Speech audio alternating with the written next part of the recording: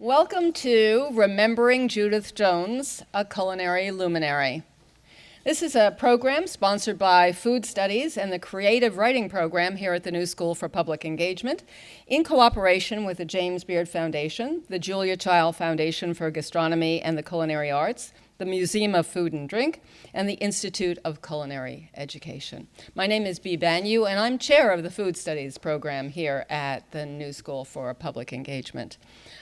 Before we start, a few logistical things. We are filming tonight, so when we get to the point where you will be asked to give tributes and comments or ask questions, we'd ask you to wait until you get to the microphone so we can hear those and we can record them as well. But before we start the program, I am going to do a little commercial for the Food Studies program here at the New School. We offer Bachelor of Arts degrees, Bachelor of Science degrees, and associate degrees in food studies, either on-site or online, in a variety of multidisciplinary studies, including media, communication and culture, health, the environment, policy and politics. We also have some courses available through our new open campus, which is what everybody used to know as the adult division. That's for the old folks amongst us, or what is commonly now known as continuing education. So please take a look at the open campus for any of our offerings that are available on a continuing education basis. So now, I have the pleasure of introducing the moderator of this evening's program, and that is Mr. Andrew F. Smith. Yay! So this is not an easy task to introduce. Andy has written or edited 29 plus books, including, you have to do this day by day because they keep on adding up, including a 3-volume Oxford Encyclopedia on Food and Drink in America, Sugar, A Global History, Savoring Gothic, A Food Lover's Companion to New York City, Fast Food, The Good, the Bad, and the Hungry, and Food in America. He's also written, more than 1,000 articles, entries, and papers on culinary topics, right? Okay. Delivered 2,000 or so presentations at regional, national, and international conferences. Taught a variety of university courses here at the New School, both in food studies and in professional food writing. Been interviewed frequently by practically every newspaper and magazine, the New York Times, the New Yorker, Newsday, Fortune, the Daily News. Served as a historical consultant for several television productions. Consulted with many not-for-profits, right? Organized 84 local, national, and international conferences, and of course is the organizer of tonight's program. And all in all, it can be summed up by simply saying that Andrew F. Smith is a really nice guy.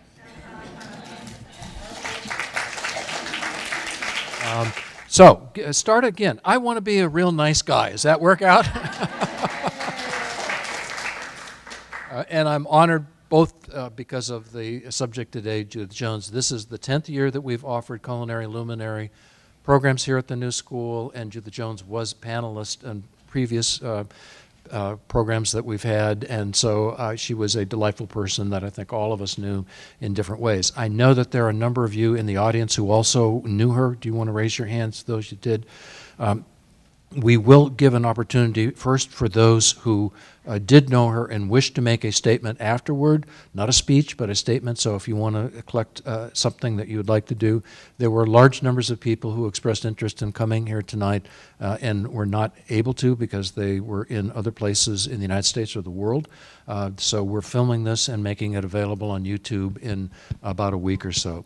So I want to give you an opportunity to say things that you would like to say about her as well. The second reason on why I'm so honored to be on this panel is the 5 speakers that we have, all of whom are friends from a number of different lives that we've had. So it's great to do it. They do not need to be introduced. They are so famous that that's not case. Now, the second reason on why they do not need to be introduced is we've given you their biographies for those that may have forgotten some of the most important parts of their lives. So, number one, please do take a look at those as we move along. Our first speaker will be Laura Shapiro, and she will be talking about a person who I think some of you know, Julia Child. Does that name ring a bell with anybody in here? Fine.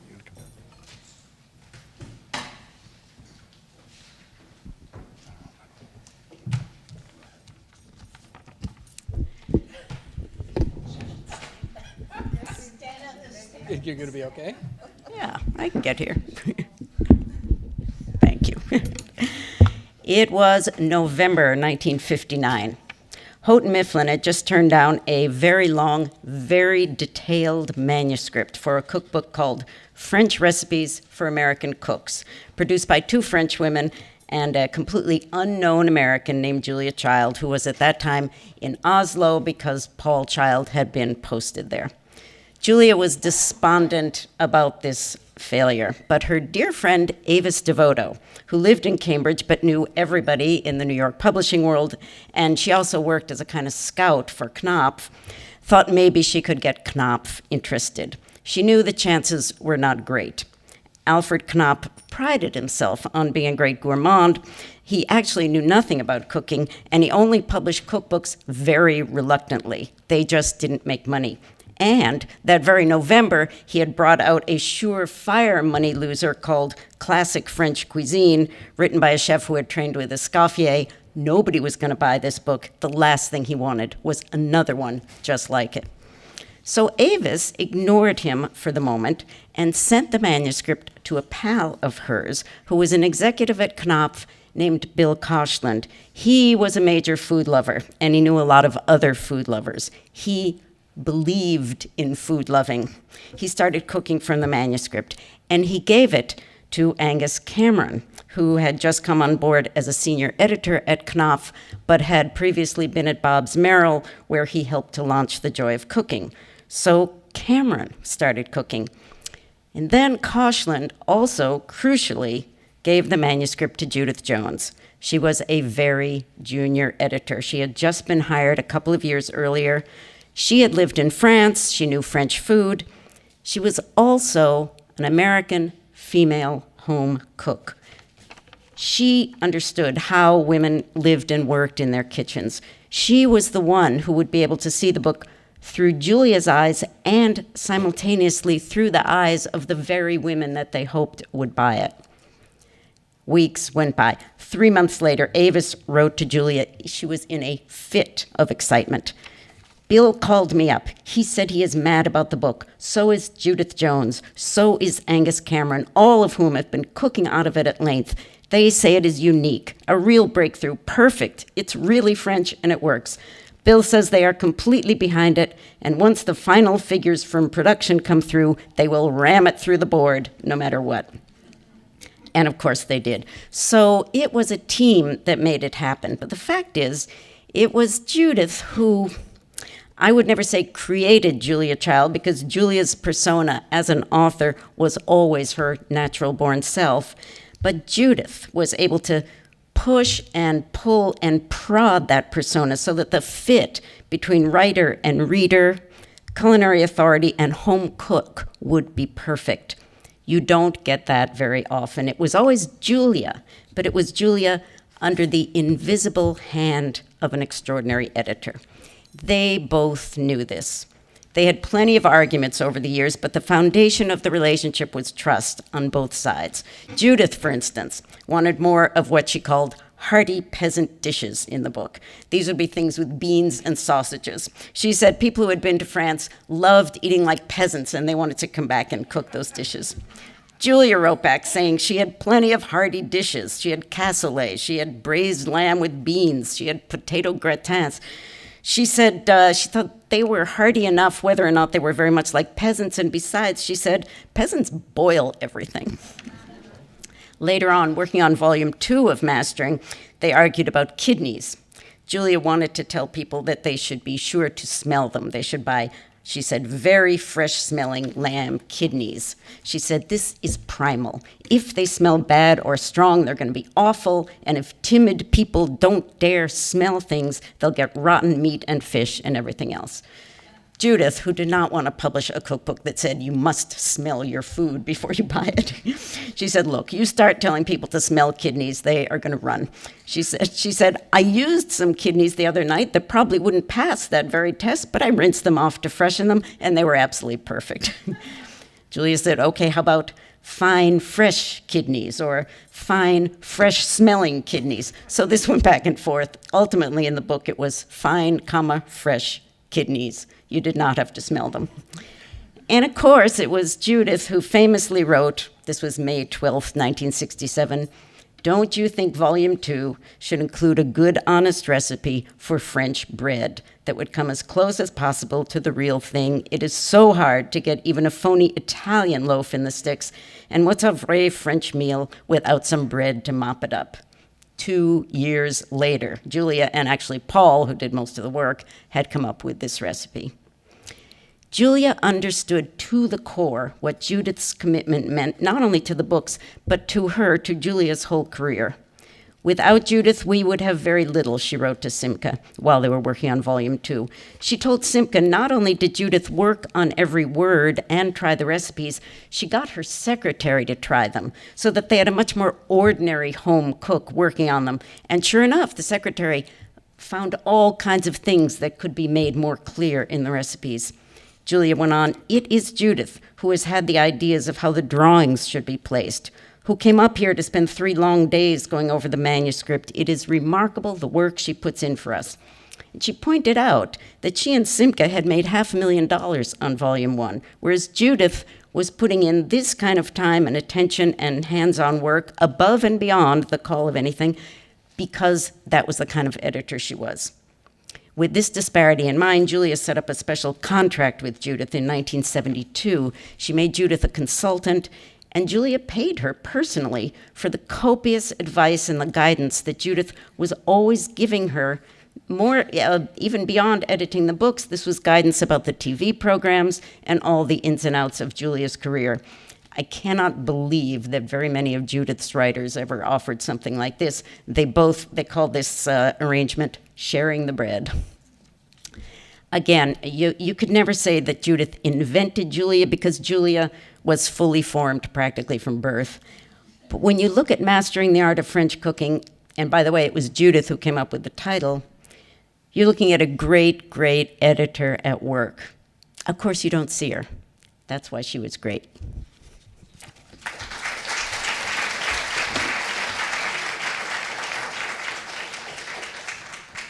Our second panelist is Ray Sokolov. Can you hear me? Yes? Into this world that Laura has so vividly described, I found myself plummeted in 1971, but I didn't get there by accident. Looking back on it, the years in my life from age 18 until 30 or whatever I was when I met Judith were like a prep school, a kind of mysterious gathering of forces. I mean, I had the experiences that made me a very good reader of Mastering the Art, and it was given to me as a wedding present, and I was in the summer of 1964 cooking that cassoulet that you mentioned in Cambridge. And I was in a graduate student apartment on Irving Street, which was Julia's street. And I used to see her at the butcher, Jack Savinor, who was exposed in the Boston Globe for short-waiting meat. I'm sure he never dared do that with Julia, but in my case, I was certain after I read the article that I had a claim against him. I never filed it.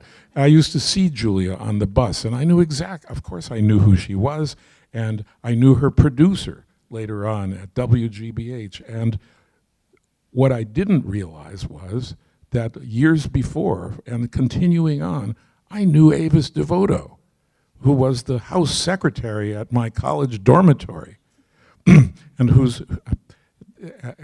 who she was the widow of the Boston literary lion Bernard DeVoto, and knew everybody and had this connection with Knopf. So in the course of all these things happening, I found myself then in the ideal position actually to meet the woman who I knew had created my heroine, Julia Child. And through her, I actually met Julia. But at any rate, there's a whole, this all happened around 1971, and it was my privilege to publish 3 books with Judith Jones as my editor over a very long space of time. I was trying to calculate exactly what it was.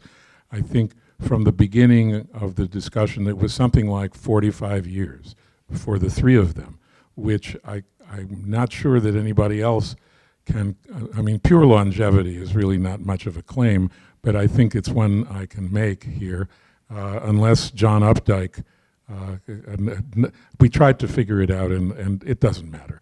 At any rate, I knew her for a very long time, under quite different circumstances, but it was the beginning that was I did an article about her in the spring of 1971 in the New York Times, very shortly after I had gone there as the surprise candidate for food editor. In my childhood, there was a card game called Canasta, and the best thing you could do was called melding with a concealed hand. It meant no one knew what you had, and then all of a sudden you scored a gigantic amount and won the game. And I felt that way in the spring of 1971, since I had absolutely no visible credentials for having that job, and many people today would say that I never did acquire any. But at any rate, there I was, and I think it was at a party at Knopf for Ross MacDonald. I had written a Newsweek cover story on the detective novelist who called himself Ross MacDonald, and so I got invited to a party at Knopf, and Alfred was there, and I was just about to replace Craig Claiborne, and someone said, here's the man who's taking Craig's position at the New York Times. And Alfred looked up and he said, well, he said, Craig has many positions. And there was some sly remark there that no one quite got, but it wasn't meant well. At any rate, there was Judith Jones, and I knew perfectly well who she was. And we talked about what she was doing, and her husband, Evan, was working on a book on colonial American food. And I said, well, ever the opportunist, I should do an article about you and Evan. And she agreed readily, and a friendship began. And that article, I looked at it today, the illustration shows the 2 of them making colonial sausages, whatever that is. I ran a recipe, but I couldn't make myself read it. But Judith realized that there was a danger in this article, and she said to me, we really probably shouldn't have an illustration of sausage making because it will seem obscene. And I said, what do you mean? That no Times reader will draw that conclusion. So I looked at the picture today, and there is Evan with the traditional sausage horn, forcing the meat through this long casing, this long phallic casing, and on her knees receiving it is Mrs. Jones. And it may have set a record for salacious content to that date in the New York Times, certainly in the food pages, which were then naively known as the 4F page. Do you remember food, fashion, family, and what? Furnishings, yes. So at any rate, how did Judith edit my book? Primarily by making me cook, because I think she thought that was probably my weak point, and which it surely was. But at any rate, I rallied, and she decided that these were recipes she could publish, and that book is still in print, despite she did at one point say to me, it keeps selling, but we have no idea where or how. which you could take in a number of ways. And I mean, it seemed to me that what kind of publisher were they if they didn't know where they were selling books? And on the other hand, was it good for me or bad?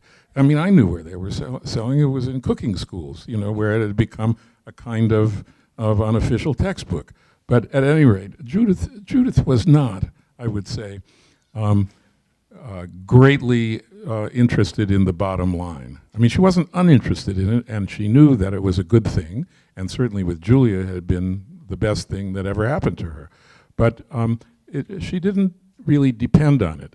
She was very much interested in the quality of the idea, the quality of its execution, and a whole lot of other things, including illustrations, typeface, all sorts of things that actually mattered to me as much as to her. And so we had a good bond, and I was her, I'm pretty sure, I must have been her last author, because she hadn't quite finished, and I went to another editor in 2014 or something like that. And so I can say that her kind of reserved attitude was, maybe that's not quite the right word, but austere in some ways, but it was a kind of deceptive austerity, because she actually had this sort of lively, certainly a form of polite sensuality and a sense of humor that made all these food books and her interest in people very much unlike herself favorites of hers, and great enthusiasm. So others will have more to say about one thing and another, but I would say that that my whole life until I was 30 and even afterwards pointed toward my being a logical person to come into her orbit, and I'm certainly glad it worked out that way. I had no idea that anything like that was ever going to happen to me, but even though I was an avid cook of mastering the art of French cooking, I didn't cook every recipe, I have to say, because if I had, I would have been in a movie. But Judith was in that movie, and I very much enjoyed seeing her on the silver screen. So I passed the baton to the next memorialist. Our next panelist.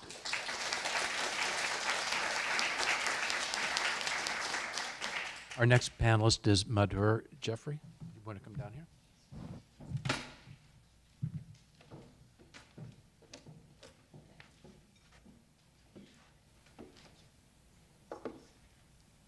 Thank you.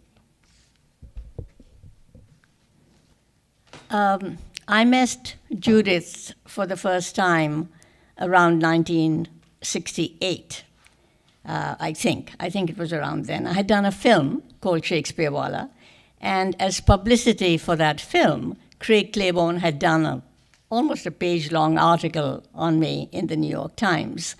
And I was approached by a freelance editor who said, you should write a cookbook. I said, sure, I'll write a cookbook. So I started writing a cookbook, and the freelance editor vanished, and the book somehow landed with Harcourt, Brace, and Jovanovic, and they soon vanished as well. And then Andre Schifrin, who was, I think, at Pantheon at that time, suggested that I send the book to someone called Judith Jones at Knopf. Now, I didn't know who Judith was. I had Julia Child's book, and my book is signed. I always wrote my name in the book and signed the date, and I look back at the date. The covers are gone, but the date is 1965, so I had it pretty early, and I was cooking from it. And I didn't know anything about Judith's role in this particular book. I just knew the book. So I sent my manuscript on to Judith, and she must have read it overnight, because she called me the next morning, and she said, come and see me. And that was that. I think I got so spoilt by being with Judith. I knew no other editor. This was my very first cookbook. I'd written nothing like it before. I just didn't know that there could be any other kind of editor. This was my only experience. First of all, she read the book. Now, I can tell you there are editors who don't read the book. If it looks very thick, they just skim through it. She cooked from it. And she had very clear and firm opinions on how to shape it and how to improve it. For example, it was her suggestion that with every recipe, I say how it should be served. She said, Americans don't know how to eat this. So would you eat it with rice? Would you eat it with a bread? Would you eat it with potatoes? Just say how it should be eaten so people will have an idea. Then she also suggested that at the end of the book, I put some menus so people would know how to put a breakfast together, how to put a lunch together, how to put a dinner together. Now, this had not occurred to me. And what happens with Judith, with everything that she did with me, she would know the book intimately, just as intimately as I knew the book. Now, how rare is that? It's just wonderful, wonderful to see it when it happens, but I just didn't know it could be done any other way. But she did more. She had me come up to her apartment and cook for Julia Child. Now, I was terrified. This was my hero at that time, this woman whose book I had been using. I learned French food from Julia Child's book. And she said, come, you must come and cook for Julia Child. She wanted to get the book known. I was totally unknown. Nobody knew anything about Indian food, and they knew less about me. So in her own mind, she was quietly moving on towards publicity for the book. And the meeting with Julia Child was exactly that. It was a small dinner with Evan, her husband, my husband, and Julia and Judith. That was it. And nothing sort of major happened immediately afterwards. But when Julia started doing her programs where she cooked with this person and that person, she did 2 programs with me. And I think all that was a result of what Judith was slowly putting into Julia's head. And she did that with all her authors. She introduced them to each other. She made sure that they got known somewhere. And it was also Judith who suggested that I teach cooking classes. Now, again, you have to remember that I was just known by nobody. And she said, you should do cooking classes. And I said, I'm just starting out. She said, but people will get to know you.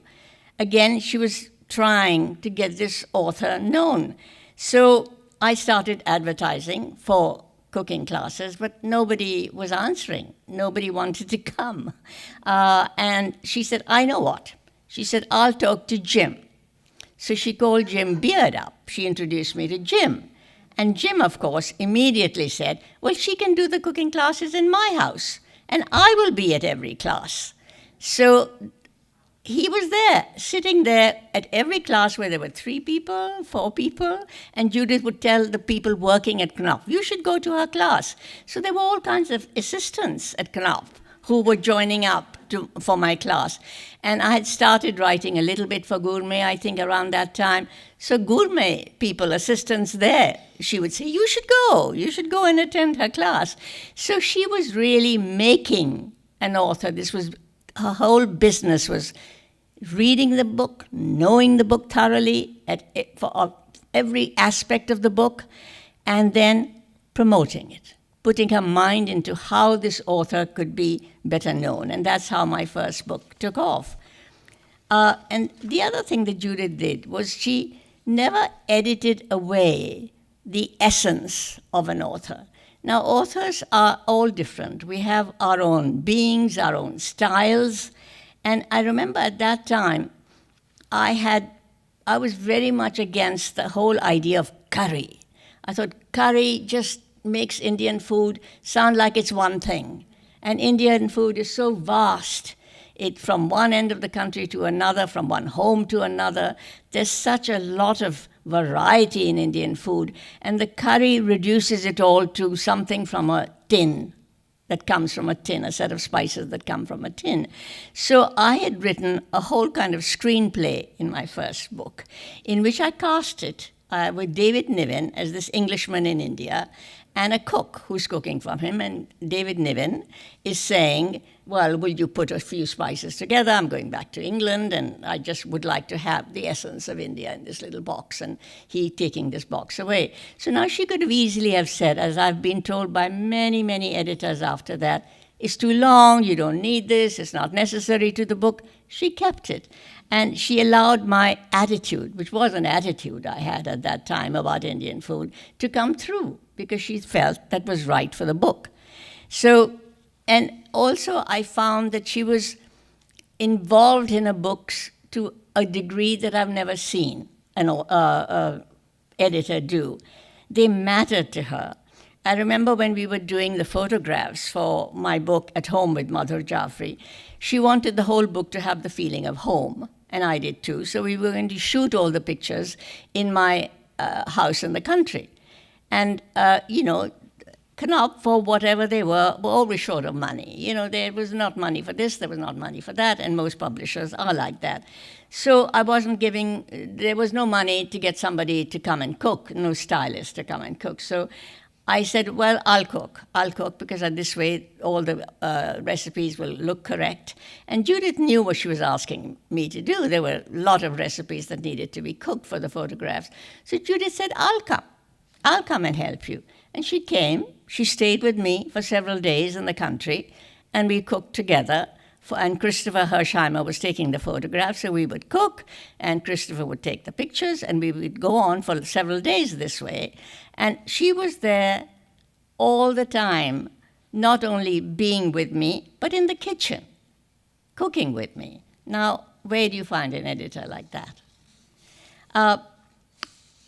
All of us who have worked with Judith, and certainly Joan is one of them, knew her green pen and her pencil, green pencil. Her little notes to us on small note paper were written with a green pen, and her notes on the pages themselves were written in green pencil. The greatest compliment to us, as happened with the last paragraph of my memoir, Climbing the Mango Trees. The very last paragraph, she put a little tick in green and said, nice.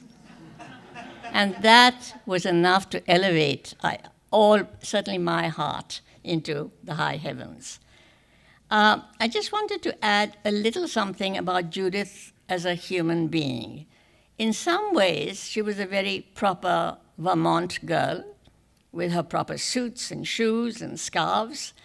But there was also this hippie-ish element in her as well, and her love of bright colors and long dangling earrings, which she wore certainly well into her 80s, maybe even into her 90s. And she did yoga, she exercised regularly, never took transportation when she could walk. And this was all happening when she was really at a very advanced age. I had nothing but deep admiration and deep love for her. Thank you.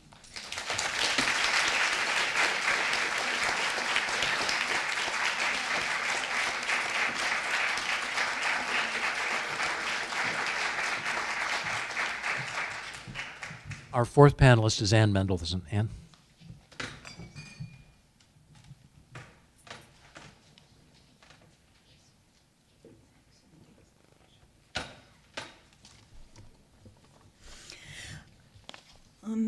Can you hear me? Yes. I was one of the last authors lucky enough to be edited by Judith. This was after I'd been a cookbook reviewer for several decades.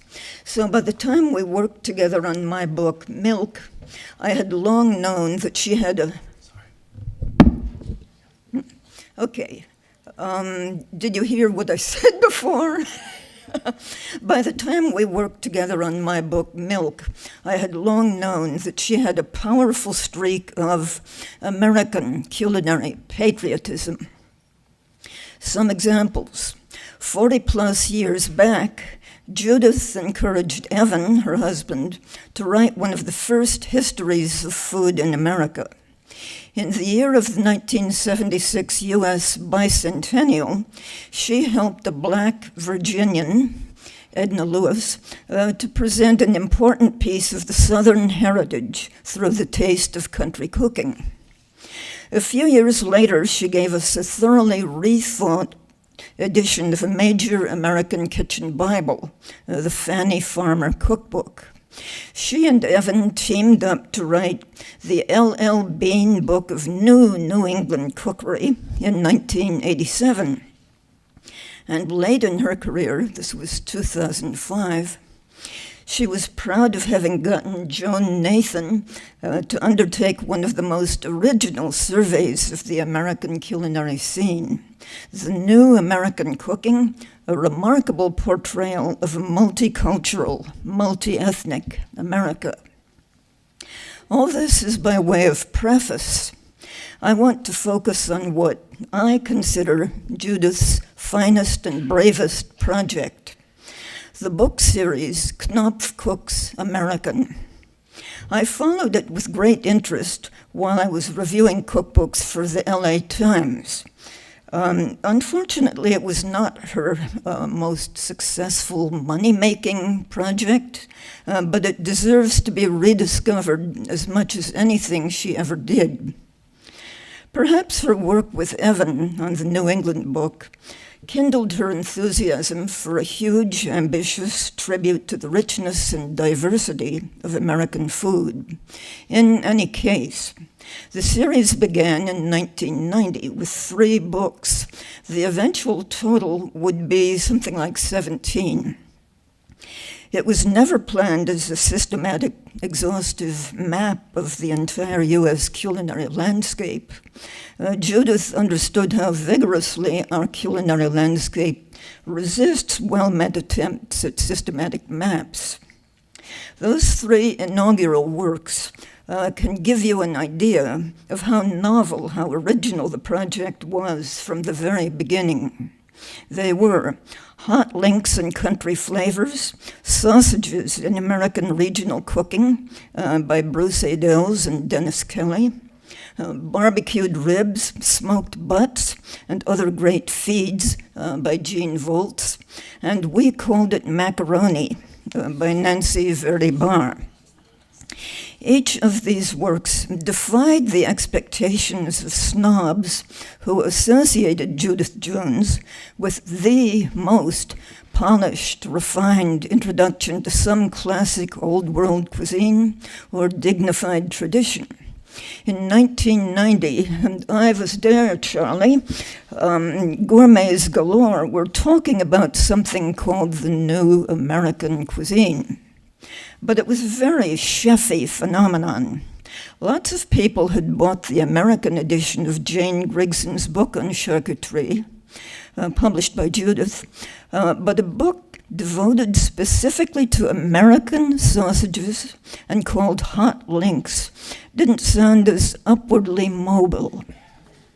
Barbecue was just gradually edging into the foodie limelight. Sorry. Judith's championship of Marcella Hazan had already launched an American discovery, air quotes, of classic Italian cuisine. But these same discoverers thought it was their duty to sneer at Italian-American food. Here, however, was Marcella Hazan's editor lending her imprimatur to a book about the culinary legacy of an Italian immigrant community in Providence, Rhode Island, studded with old black and white photographs of neighborhood grocery stores and family weddings. There is no time to discuss the whole Knopf Cooks American list. Maybe Joan can say a few words about that splendid book, Jewish Cooking in America. I will mention that the bulk of the books were published between 1990 and 92, and that one early entry was the West Coast Cookbook by Helen Evans Brown. As a historian of American cookbooks, I have to say that this choice speaks volumes about the caliber of Judith's editorial judgment. The West Coast Cookbook is one of the all-time important American cookbooks. It was first published in 1951. 40 years later, Judith saw that this out-of-print work did for the Pacific Coast states some of what she was trying to do for the whole country through Knopf Cooks American. She chose to reprint it verbatim, the entire original text, with a few annotations by Philip Brown, Helen's husband. No silly retouching, no falsifications intended to make the book more relevant to 1990s fashionistas. She saw the integrity of the work and she let it alone. I believe the lack of general attention to the series was one of Judith's great disappointments. Worshippers of the latest food craze didn't really get what she was trying to do. Knopf Cooks American petered out after the mid-1990s. Let me close by pointing to the two last books in the series, both published in 1997.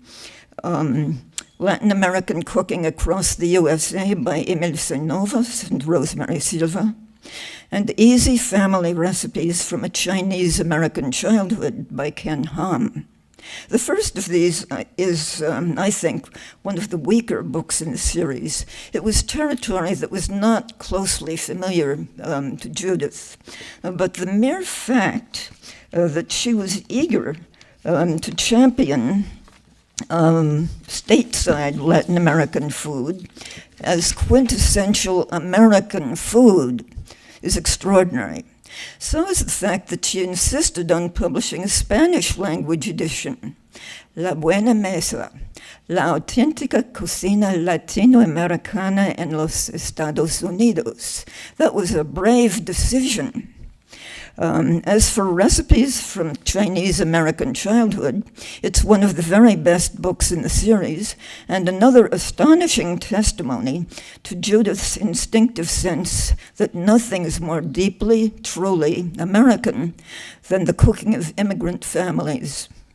Families who were sustained by food traditions linking them to a former homeland while they made a new life for themselves here in Rhode Island, or the many outposts of Jews and Latin Americans, or in Ken Hom's case, his widowed mother's small, under-equipped kitchen in Chicago. Thank you.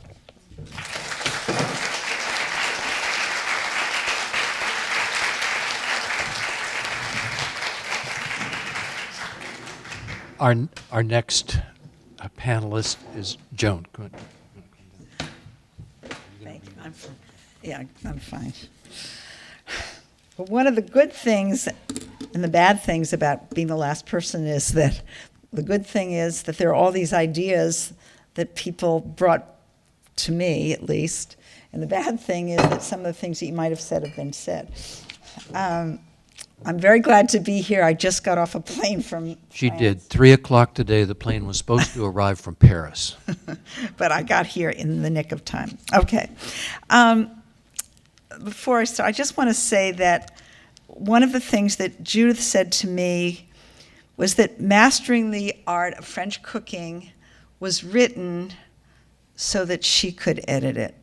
That it was, it was the most important book for her, especially having lived in Paris. And the other thing I wanted to say before I say my speech is that one of the things about Judith was definitely definite, and she was critical, right?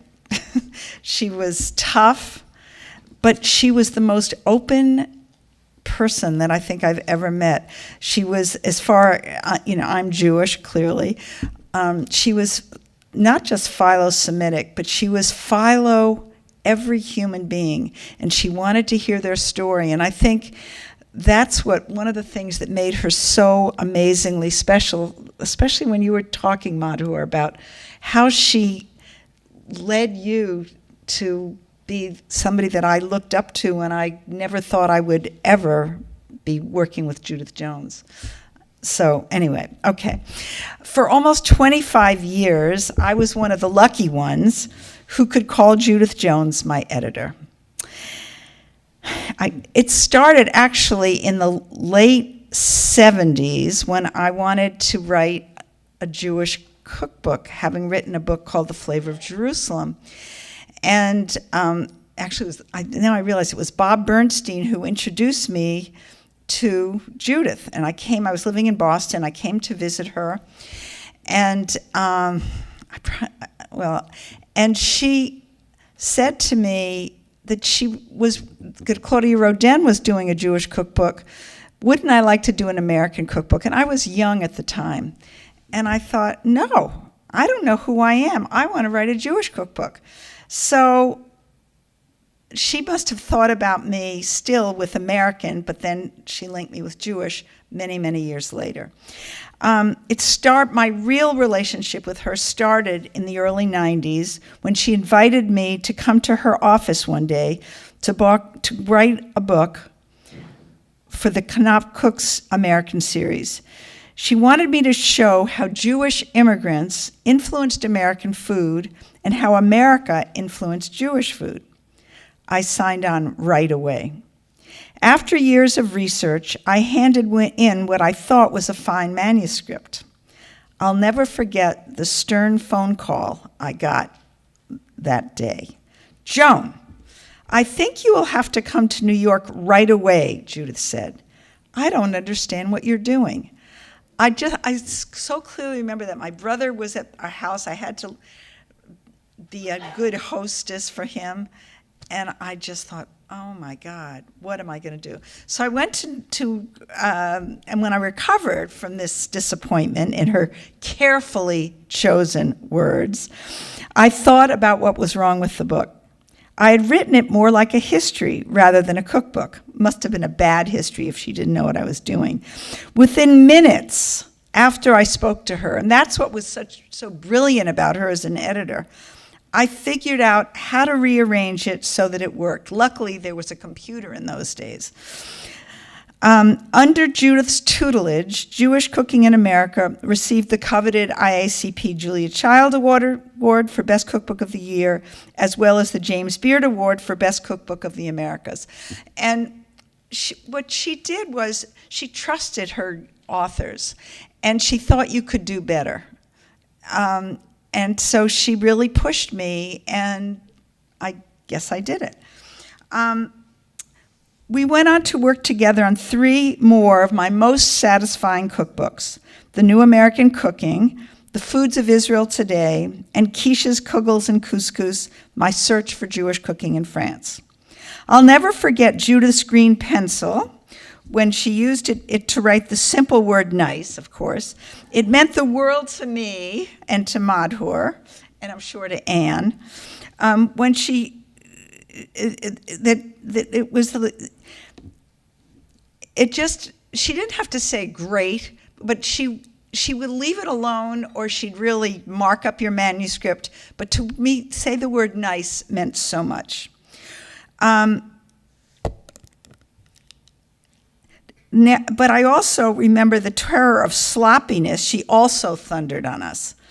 I'll also never forget how she was able to so seamlessly move from the technical aspects of honing recipes to pushing her authors to infuse the language surrounding them with wit and style, for which I am eternally grateful. And she really wanted you to have your own voice. That's what was the most important thing. Through the years, when Judith was in New York City, we met either in her legendary tiny office at Alfred A. Knopf, first on Park Avenue, then on Broadway, or at the building on East 66th Street that her uncle and father bought during the Depression that was her home ever since. We often cooked a meal together, usually trying recipes from the book I was working on at the moment. I remember once she invited me for brunch, and this was before I realized that she really did test your recipes. And it was from my Israeli cookbook, and she tried this wonderful but really difficult Armenian bread called tahinli, which is one of my favorite breads in the world. And then she also did an Arab break the fast recipe for Ramadan. It was a pancake with apricot preserves in it, and I was scared to death that the recipes wouldn't work, but they did. So that was great. Our days at Brintig, right? Her hallowed hilltop home in Vermont, it was made out of hemlock wood. Started with a coal plunge into the pond her late husband, Evan, had built for her.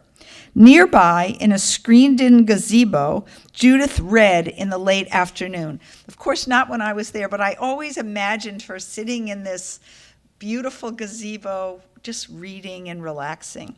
This was always followed by a civilized breakfast.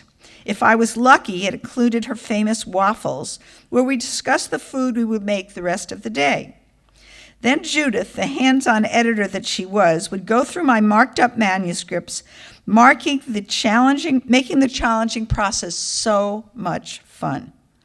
Late afternoons, we would have an adventure, visiting Mateo Keller at Jasper Hill Farm, taking another swim, or making a stop at the Willie's store in Greensboro. It was there, at Brintig, and on our trips abroad, that I really learned about Judith's spirit of adventure, a trait that I will always cherish. When working on my Israeli cookbook, we traveled together to Israel with her stepdaughter, Bronwyn Dunn. Judith was the best sport, drinking yogurt at a cheese farm, wandering throughout the old city of Jerusalem with me, picking up black stones in the Sea of Galilee to bring home, really heavy, to make bread on. Also, she schlepped a bread paddle from a baker near Tiberias, I don't know where it was, being led by a scruffy cab driver to the idyllic field with shepherds near Bethlehem, where Jesus surely walked. When I was working on my French cookbook, we met in Judith's beloved France. To my surprise, in Strasbourg, she invited me to l'Auberge de Lille in Lillehausen for her 65th year of working at Knopf. The publishing house had gifted her dinner for two at a Michelin-rated 3-star restaurant of her choice.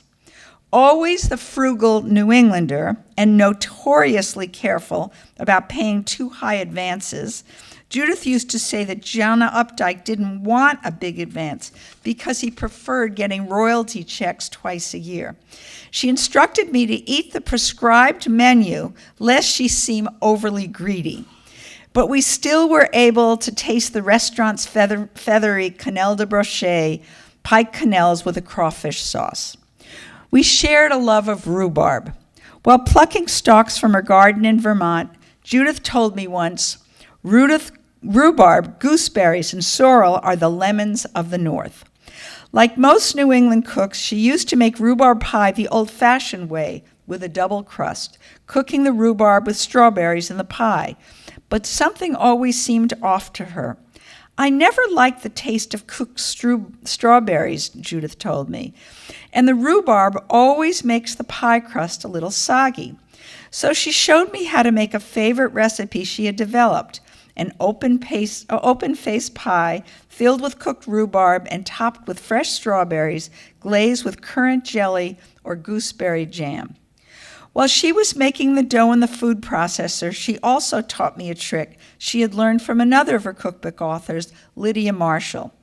Pulse as long as it takes to say the word alligator very quickly, she said. Do this 10 times, and the result is a very flaky, light dough. I have used this technique and this recipe ever since, making it each summer Judith's favorite time of year. Each time I make it, I will remember my beloved editor and how much she taught me about writing and life.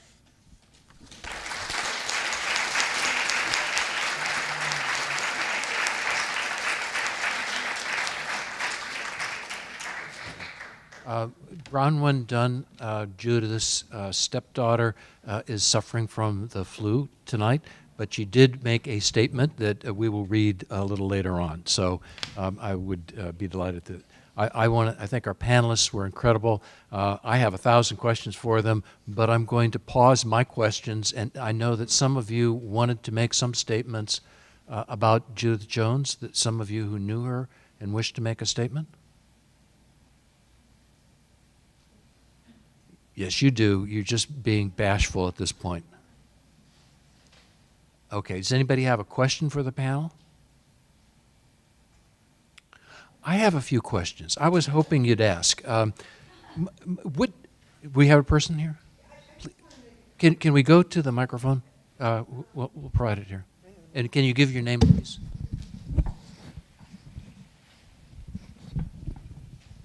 Susan Dresner.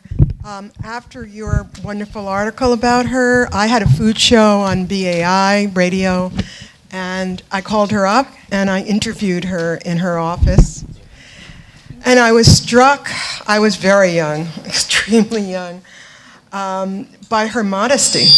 I asked her about, no one has mentioned de Groot, Andreas de Groot. I had interviewed and done a program with him, and I talked about cooking, because we cooked together, and she was just so modest about her authors, the relationship with, I was just absolutely struck by that, given my age, and that everyone's, bragging about what they've already done, and they were like 22, and she, but my comment is, I went to her memorial, and on her memorial page, there was a listing of all the authors she worked with, and it was 55, and I think we should also talk about that. I know it's culinary, but incredible. The breadth of her knowledge, and I think she was like that with all her authors, not just the culinary. Thank you very much. No. Any other comments, questions? I'm sorry, let me ask the big question here. What would American culinary life have been without Judith Jones? I have another question. Okay, I know maybe the answer should be what it was. She was doing cookbooks when she was discovering people like Madhur when nobody else was. And she would always say to me, you should always be an editor of a cookbook that's going to make a difference. And when you think about Marcella Hazan, Madhur Jaffrey, Claudia Roden, the list goes on and on. But cookbook authors before TV chefs were where it was at. That's who we went to. I would like to. You don't think so? I want to add. Oh, sorry. But Julia started before then, just in the early. When did your maths? I was 60.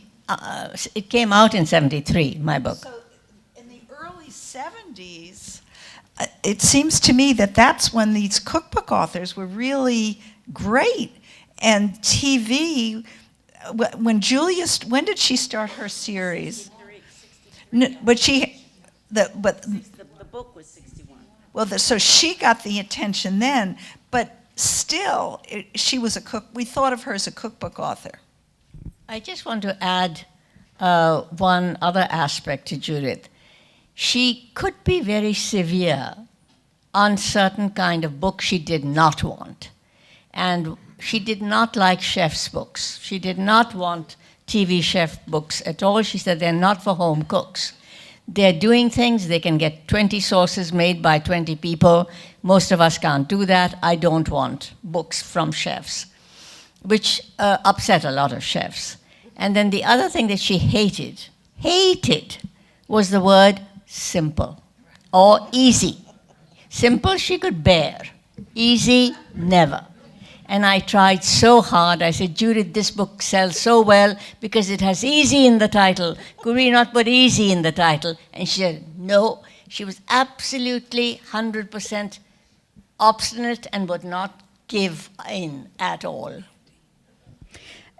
The other thing that Judith used to say about mastering the art of French cooking was that that it made the world safe for long recipes. It came in 1961 when that book came out, was a time when most cookbook authors were calling for just very everyday supermarket ingredients. The recipes had to be short, and they had to be easy. And not every single book, but that's the kind of thing that was in mainstream cookbooks. And because she worked with Julia to make those recipes, which were pages and pages long, but they made them doable, Julia's success meant that there were readers and home cooks who would respond to that, and that opened up a whole other world. Right. And looking back at her list as it developed over time, I think you can really see that her experience with mastering the art of French cooking, which was a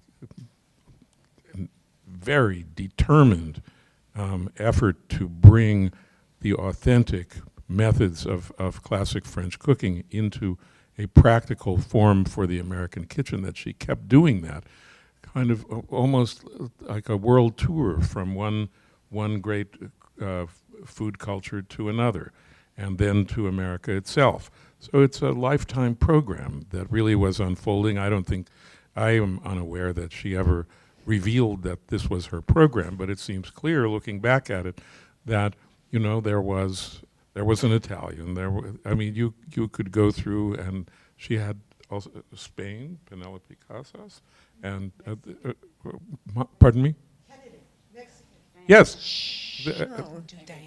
No, not She did not. not Diana Kennedy. French. She inspired other people to do books like that, so that where there was a slot left, some inspired editor would move in and find a reliable person to do a book for that country or that culture, and it was a way, a new way of doing cookbooks, at least a better way, a more serious, and so the word authentic, before it got a bad name, you know, was what she was trying to do, because it was a reaction against generations of ersatz cookbooks produced by, and I say it, home economists who really had no experience with the food itself on the ground and were doing something else. So it was a great era, and she was right in the forefront of it, and inspiring other people to do the same thing in other publishing companies. My name is Susan Friedland. I benefited greatly from what I saw as Judith's austerity or snobism. She published a vegetarian book, and the author then wanted to do a quick vegetarian book. And Judith said quite imperiously, I don't do quick books. I did do quick books, and that book sold 200,000 copies. And I was never embarrassed by it. So I feel that, yes, her anti-simple and anti-quick and all these words that she objected to played to my benefit. She didn't want to spend time on it. That's what I think. You know, that she thought, well, simple maybe. And I don't. This was quick. Okay, The so book quick. I did was quick. No. I don't think that's what she wanted to do with her time. So that's probably why she didn't accept I that. think you're right. Well, I'd like to point out that she was a fiend for detail of formats, the way a recipe was laid out on the page, the choice of typeface, in mastering the art of French cooking, it's incredible the different kinds of visual detail that are there without photographs and with only very carefully, judiciously used illustrations. But a page of that book, there's different point sizes of the type. The recipes are not just broken down into steps, but placed on the page so that you can follow the division into different steps. There was great logic in the arrangement of elements. I think later, perhaps she thought that book was a bit overproduced. That was a word she used to me. But she wanted things to make sense on the page, and I think probably her greatest triumph in that regard was Irene Kuo's book. Oh, Grace, what's the title? The Key to Chinese Cooking. Wonderful. Yes, just a visual triumph. I would say exactly the same. I just wanted to add one thing, that I remember seeing an article by a New York Times food writer saying that Julia's time is gone, nobody eats that way, we don't need these long recipes, we don't eat that much butter. But look what's happened, we are back to those recipes. So this is something permanent, it's not something, and I think Judith had that very much in mind. What value does it have? Does it really represent the food that we want to eat or that we're eating, that is the classical food of the country? Is it really important? Is it really worth it? And I know I write my recipes that way. They're relatively long. I think I learned from Julia Child that you have to explain to the person who is cooking exactly what everything should look like at what stage. Otherwise, especially with new cuisines, they can get lost. They can be unsure, is these onions too brown or they're not brown enough? How far have I gone? So I try to answer every question like that. And I learned that from Julia's book, that you just give a complete description, so nobody can go wrong. And here are the tricks that you can use if something goes wrong. Paula? Hello, I'm Paula Block, and I first off want to thank each and every one of you. You sit on my bookshelves for many, many years amongst, when I moved to New York, I had to wither down from 2,000 to about 200 cookbooks, and you all made the cut. And I have to thank Mujara, particularly because the day I met her was at the Beard Writing Awards about 20 years ago. I had a run in my stocking, she had clear nail polish. And I ran into her in the ladies' room. And she told me to call her because she was in the book and if I wanted to know anything. A little background about me is that I spent 22 years as a chef, plus. I've also been an assistant food editor, a culinary editor, food stylist, blah, blah, blah. So I've been in and out of all different ways of food.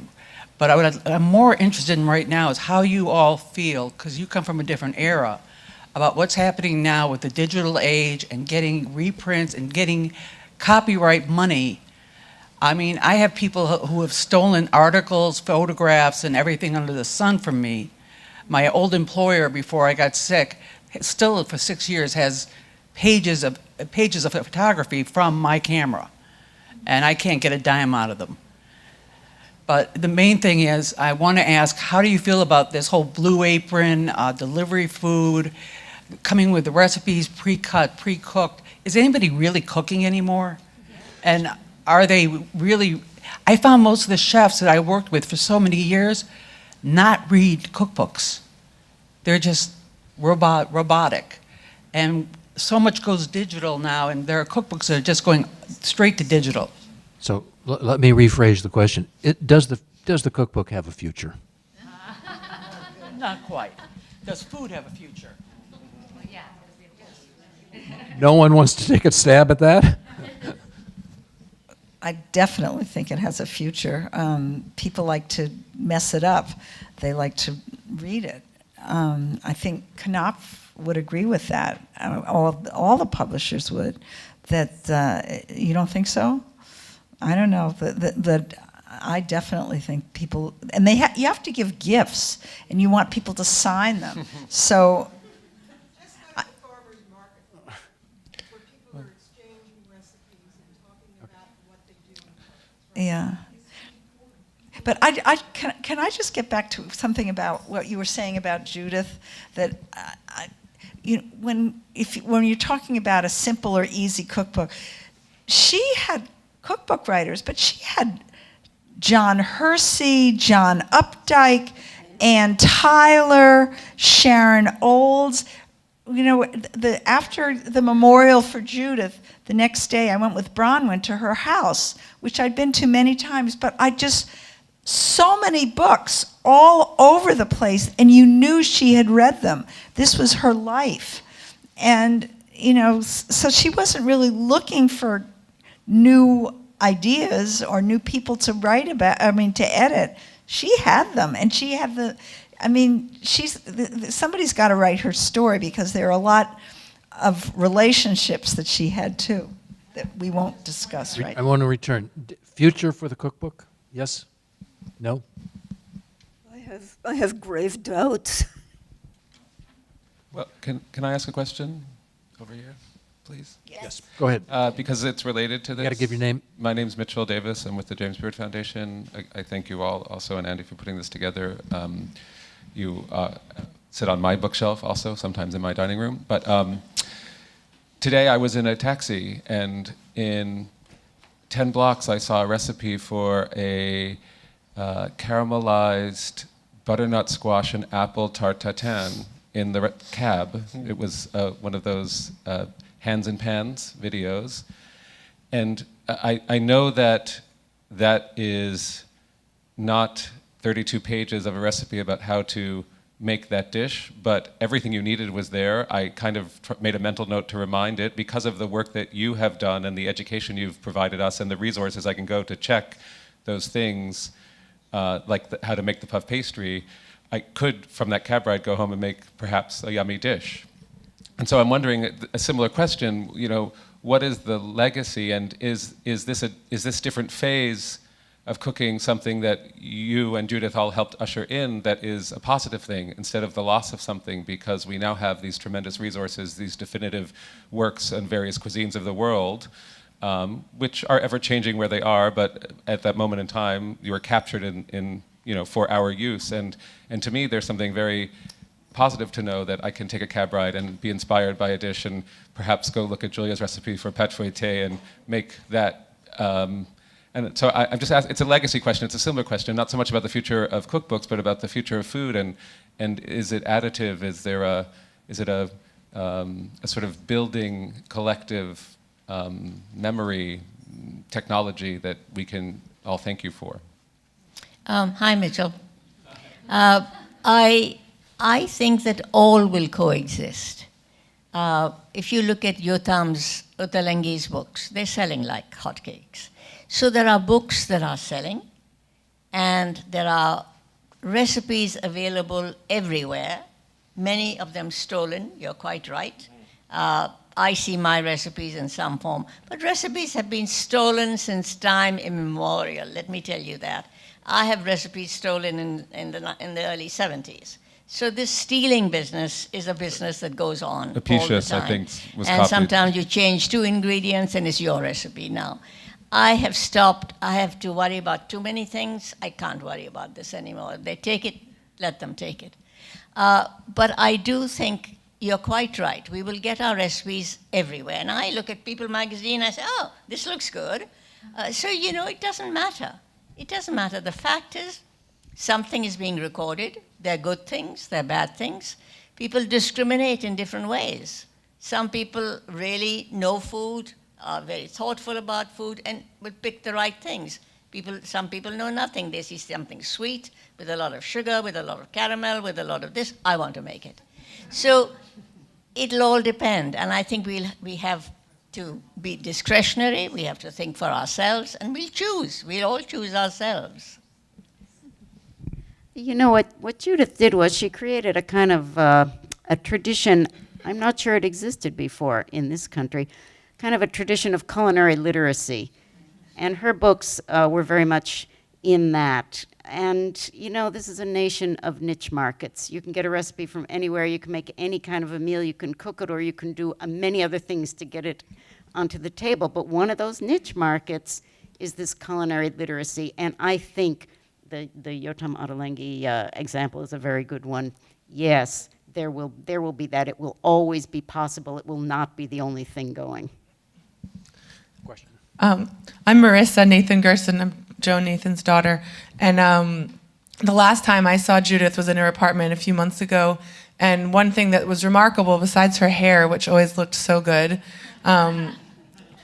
she was on the edge of dying, and she looked so young. Like when I looked, and I think she was losing it a bit then, and she looked in my eyes, and I felt like time had stopped, and I felt so grateful to sit across from someone. And I am the next generation, and I am the Blue Apron generation. And what she showed me was that I mattered, and that however I approach food will matter. And what I found is that my friends who cook Blue Apron right now are the people who weren't going to cook. They're the ones that were going to go out to eat. So they're playing at home with like fake boxes of food, which is way better. And now they're learning to want to cook on their own. So it's just a stepping stone. But in my generation, I'll say food is alive, and people are experimenting, and farm to table is in, and growing your own food is in. And it's not just for the upper class. It's becoming contagious throughout. And I think what she stood for has created a new generation of foodies. So I'll just add to that. I cook, my children cook, and my grandchildren cook. All of them. So there's hope.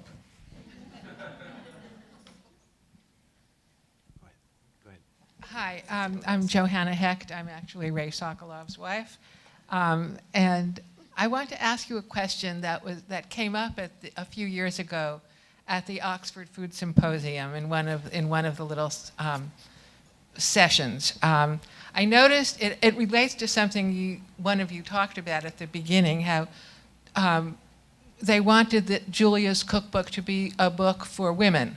This is how women cook. And of course there were men at Knopf who were testing the recipes, but somehow there was this vision of it being for women.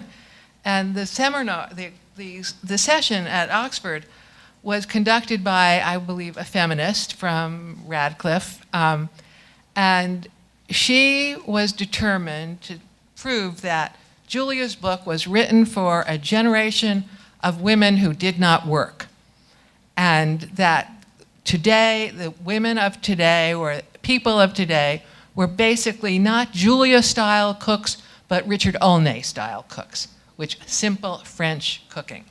So I wondered whether any of you had views on, I was very upset by that, because personally, I found I was a working woman, and I cooked through Julia when I was in graduate school, and I continued to cook through Julia. And what I found was that the recipes were not, they were saying that the recipes were so restrictive and you had to follow everything, but on the contrary, I found that these gave me a foundation from which I could explore on my own. But anyhow, enough of what I think. Did any of them see the movie Julie and Julia?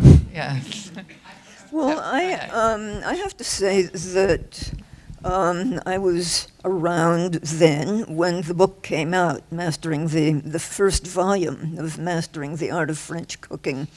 And I cooked from it. I had many friends who cooked from it, who were working women who had jobs. It was not just for people who had a battalion of servants doing the cooking.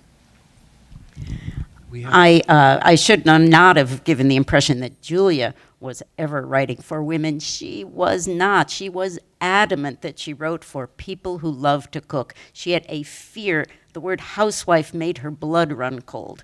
She really insisted that her books were for people who love to cook. In the real world, those were mostly women, and obviously the marketing went in that direction. Hi, I'm Sarela Martinez, and I never had the good luck of having Judith edit me, but I do have the best luck in having the best co-author ever, Ann Mendelsohn. We've done 3 books together and hoping to do another one. So my observation is that there is great interest among young people about food, about cooking.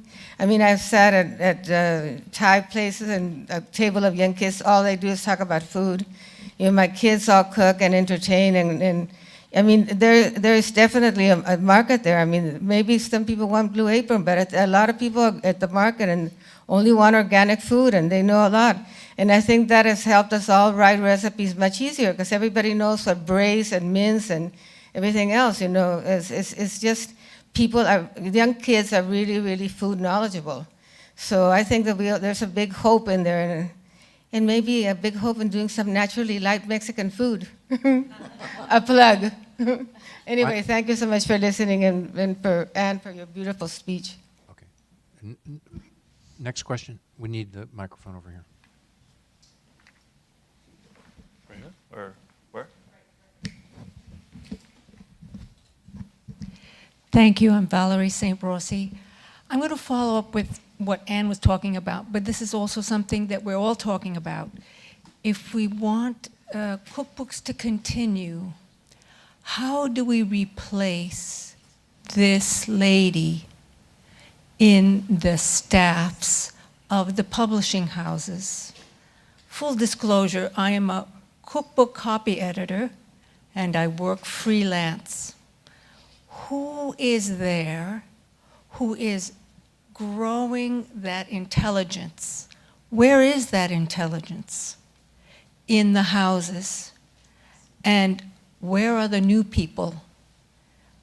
Where are the people who should have copy edited the book I got to proofread? This is from the trenches. Question, comments? Everyone agrees that's a good question. I know that my editor at Knopf is very young, and she's very thorough, and she's really good, Lexi Bloom. And she's intelligent, and I mean, I love her. So, and we have good copy editors too. You love her too, right? And she's great. There's also a whole new world of self-published cookbooks out there, and some of them are incredibly good. And there's some of them. One of them sold a couple 100,000 copies. So it's just a different world, and it's simply a very different atmosphere for a cookbook. So I think we all now need to live with the changes that are going on because of the internet and because of all the changes that are really good going on with the American food system today. So that's it. We have a final. Each of you have a final comment. I do think that there isn't as much depth of talent at most publishing houses. Knopf may be an exception, but I think that the 70s, the 80s, there was a great deal of knowledge and awareness from the copy editors and proofreaders on up. And I'm not sure it still exists to the same degree. Final comments? Joan, we start? Okay, so final comments, Ray? What will happen to the cookbook? Well, as in other fields, newspapers, other kinds of book publishing, the internet has been a tremendously disrupting factor. And when you can so easily find a recipe for any known dish, or virtually any known dish, just by doing a search, it does undercut the idea of the carefully made book that reorganizes a cuisine and makes it available. I mean, in a way, that was done, and there's another era. And also there's the opportunity to plagiarize in the most. Dara Goldstein's a really very special book on Georgian, the food of former Soviet Georgia, is periodically, it appears under another person's name on the internet. And I noticed it and I called her and she said, oh, well, my publisher calls him and they threaten him and he takes it down, but then 6 months later, there it is again. But the truth is that if you want reasonable recipes for the great Georgian dishes, you don't have to go to those ends to find them, and they're there. And what does that mean? It creates a kind of problem, but it's a new kind of problem, but it's also tremendously useful if you actually suddenly want to find a recipe for something and you don't have the book and so on and so forth. There it is. I think it's not so good for the author trying to make a living. That's I think, in a way, the reader is very well served now. Just to say that Judith was unique. She was uniquely talented. She was uniquely dedicated. She was uniquely hardworking. She was uniquely literate and cultivated. There are and will be excellent editors in cookbooks and in all other fields, but there will never be another Judith. Anne? I think there will never be another Judith sums it up for me. Madhur? I just want to add that if you've gone to the internet and looked for recipes, you don't still know how to make the thing, because they don't hold your hand and say, this is how much you should knead it. Stir it, but don't stir it till it becomes this. Judith held your hand. And she taught all of us to write in a way that held the hand of the person cooking. Internet will never do that. I just have to, even if I look at an internet recipe, I'm so puzzled about there are 10 possibilities of doing things, and I'm never sure which I'm supposed to do. Joan, two things. First, final comments. Okay. Well, I just wanted to say that I would agree with you. However, when Mitchell was talking about seeing that caramelized tarte tatin, most people will go straight to the internet to find it. And it's the good side of that is that they'll go there and they'll find it. And that that those people that have written the recipes have looked at our recipes so that it's sort of a continuum of history, it seems to me, that if they didn't have these cookbooks, then what would they have on the internet? And, it's just the way it is. But one thing that really does drive me a little crazy, there's some .com that has taken, you probably don't know this, your entire cookbook, my entire Jewish Cooking in America, and many, many others, and they've digitalized them, and they advertise, like for supermarkets, 25,000 recipes, and they're nothing. So that's something that really annoys me, that entire books have been used and somebody is getting money for them all around the country. To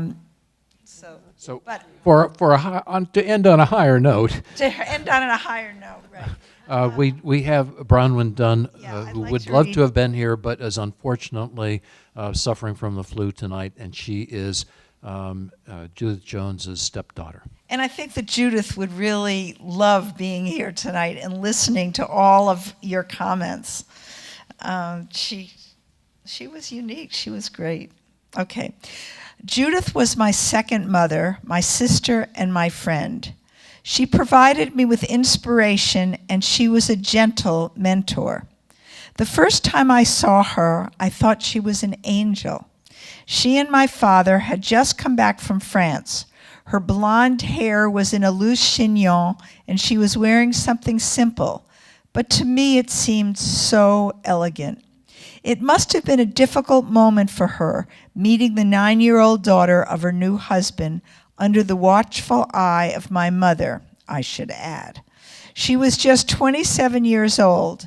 It impresses me now that she was so composed, but also so understanding of how awkward it must have been for me. I felt her understanding, and I wanted to know more about her. I loved her right away. Years later, because we had become true friends with all that entails, I teased her about her last book, Love Me, Feed Me, because I thought it a little silly. She was, after all, an editor of significant cookbooks and a great cook in her own right, and this was a cookbook for dogs. Just as she had so many times before, she chided me for being so sure of my opinion and pushed the book to completion. She was 90 when it was published, and I was duly chided.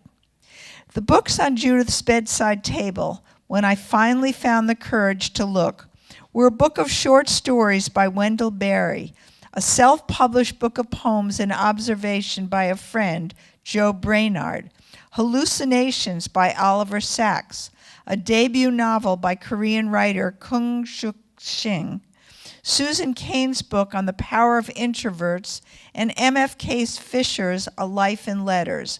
Oh, and a true story about a lost dog told by writer Paul Tutanigi. Though she hadn't been able to read for almost 2 years, her eyes and disease would not allow it, these books seemed emblematic to me of her post-retirement continued interest in what was being published, what friends were writing, and her own pursuit of what was happening to her. The books did not disappoint. They described the woman I knew as well as any description or photograph could do. I loved her, but I loved her most because she loved my father, and he loved her. Over the years, he wrote many poems, quietly and unpublished. When he died, Judith published a beautiful collection of his poetry that I know would have made him very grateful to her, as he always was. It's called A Thanksgiving. In the Pond at Bryn Teague is a poem he wrote about Judith. In the Pond at Bryn Teague. Breaking the water, not far from dawn, Judith's unwrapped body pushes under and down and crawls to wake in the pond that is as chilled as the springs it drains. In the pond we saved from mud and rushes that bottomed the hollowed pasture, now the granite prow of the green peninsula, breaking the shoreline, anchors the pond. She drifts and crawls from dock to dike, and the red boat laps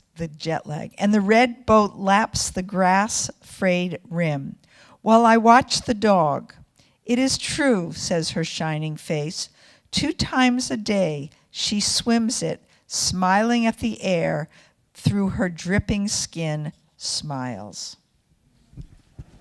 I want to thank our panelists.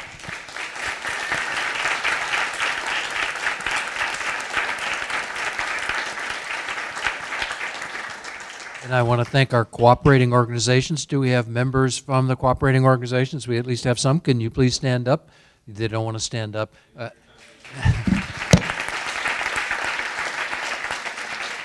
There are others here, they just don't want to stand up and be embarrassed. And I want to thank the audience. I think this was a wonderful panel, and I love the questions and your comments. Thank you.